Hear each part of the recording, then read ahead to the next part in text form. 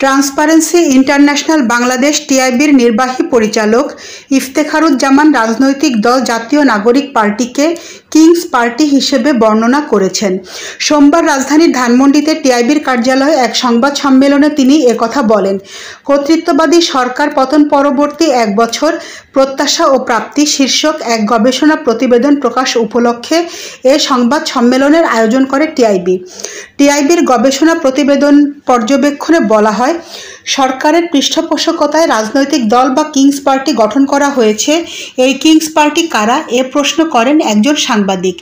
উত্তরে ইফতেখারুজ্জামান বলেন, এটা গোপন করার কিছুই নেই, এটি জাতীয় নাগরিক পার্টি। তার সম্পর্কে বলা হয়েছে যে কিংস পার্টি, কারণ এর সঙ্গে সহযোদ্ধা বা সহযাত্রী হিসেবে যারা আছেন তাদের মধ্যে 2 জন সরকারে আছেন এখন, সেই হিসাবে কিংস পার্টি। তিনি বলেন, 5 আগস্টের পরবর্তী রাজনৈতিক যাত্রা অশুভ ছিল।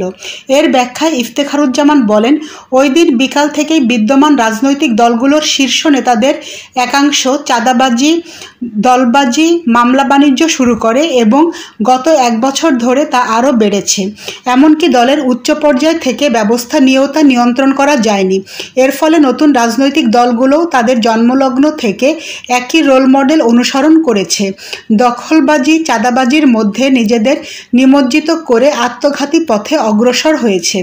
টিআইবির গবেষণা প্রতিবেদনে বলা হয়েছে, গত বছরের আগস্ট থেকে চলতি বছরের জুন পর্যন্ত 11 মাসে সারা দেশে 471টি রাজনৈতিক সহিংসতার ঘটনায় মোট 121 জন নিহত এবং 5189 জন আহত হয়েছেন।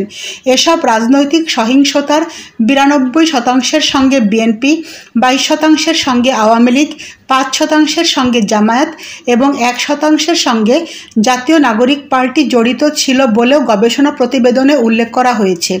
টিআইবির পর্যবেক্ষণে আরও বলা হয়েছে, সরকার পতনের পর আওয়ামী লীগের দখলে থাকা ঢাকা শহরের 53টি পরিবহন টার্মিনাল ও স্ট্যান্ড থেকে প্রতিদিন 2 কোটি 21 লাখ টাকা চাঁদাবাজির ঘটনা ঘটেছে। এছাড়া সিলেটের কোয়ারি ও নদ-নদী থেকে পাথর লুটপাট, সেতু, বাজার, ঘাট, বালুমহাল, জলমহাল ইত্যাদির নিয়ন্ত্রণ নেওয়া হয়েছে। করা হয়েছে উদ্দেশ্য প্রণোদিত রাজনৈতিক মামলা, মব তৈরি, সড়ক অবরোধ করে আন্দোলন, থানা ঘেরাও ও বিক্ষোভ করে আইনশৃঙ্খলা পরিস্থিতির অবনতি ঘটানো হয়েছে বলে টিআইবির পর্যবেক্ষণে বলা হয়েছে। নয়নতারা নিউজ, ঢাকা।